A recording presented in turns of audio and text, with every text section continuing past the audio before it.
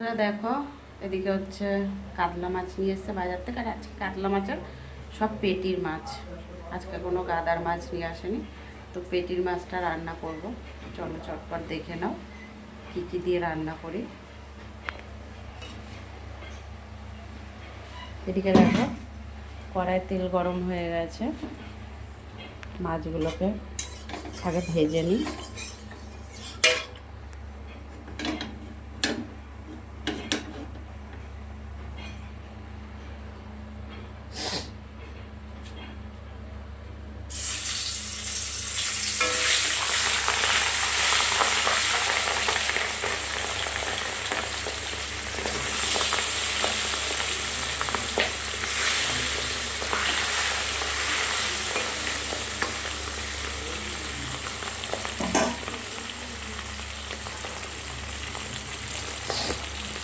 চলো মাছগুলোকে ভেজে নিয়ে তারপর আবার ফিরে আসবো। এখানে মাছটা ভেজে তুলে নিয়েছি, ফুলকপিটাও ভেজে তুলে নিয়েছি। আলুটা তেলের মধ্যে অল্প একটু জিরে দিয়ে, গোটা সাদা জিরে দিয়ে আলুটা দিয়ে দিয়েছি। আলুটা দেখো লাল লাল করেই ভাজা হয়ে গেছে। নুন দিয়ে দিলাম স্বাদ মতন। এবার আমি এতে মশলা দেবো।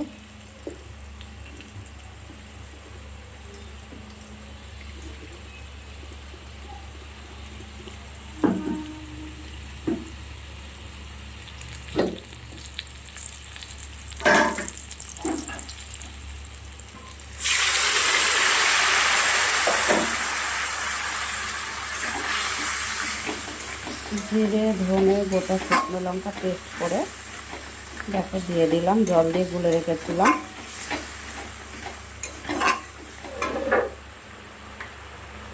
আর এতে গুঁড়ো লঙ্কা দেবো না, যেহেতু লঙ্কা পেস্ট করে দিয়েছি।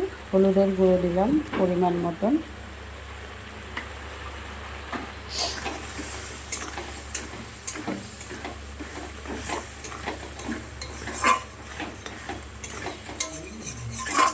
এবারে গ্যাসটা একদম কম করে দেব, দিয়ে মশলাটা কষিয়ে নেব।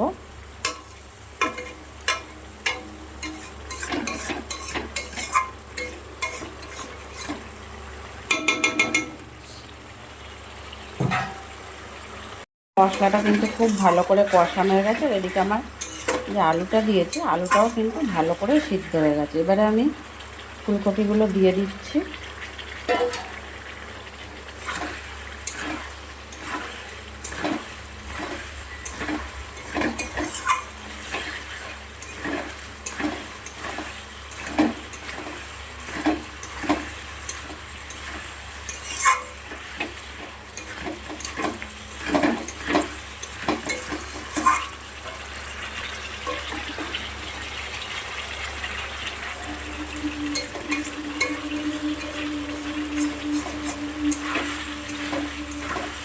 আলুটা কিন্তু খুব ভালো করে সিদ্ধ হয়ে গেছে, ফুলকপিটা একটু বাকি আছে।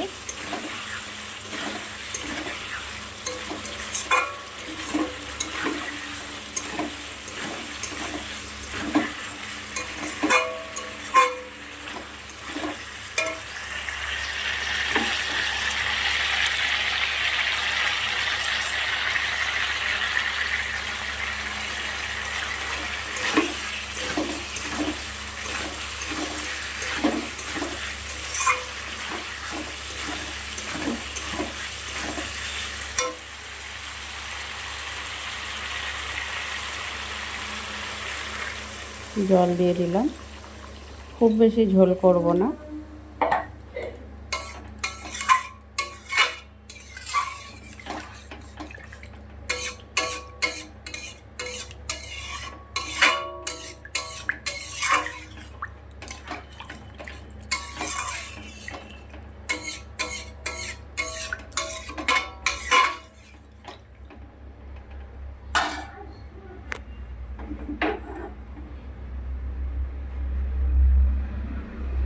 এটা ফুটে উঠলে মাছগুলোকে দিয়ে দেবো।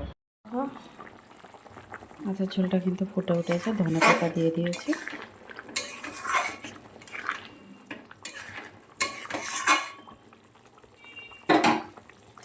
মাছগুলো দিয়ে দিচ্ছি।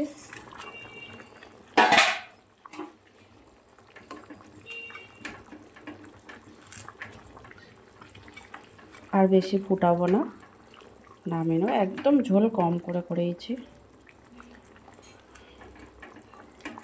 এই ঝোলটাতে যদি রাঁধুনি ফোড়ন দাও না, আরও ভালো টেস্ট হবে। আমি সবার শেষে একটু ভাজা মশলাও দেব, দিয়ে নামিয়ে নেব।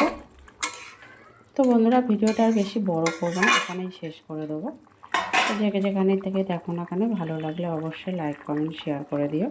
যারা ইউটিউব চ্যানেলে দেখছো একটা সাবস্ক্রাইব করে পাশে থেকো, ফেসবুকে যারা দেখছো একটা ফলো করে সাথে থেকো। সবাইকে অনেক অনেক ভালোবাসার সাথে টাটা বলছি। আবার পরে দেখা হবে কোনো একটা ছোট্ট ভিডিও নিয়ে। তত সময় সবাই ভালো থেকো, সুস্থ থেকো। টাটা।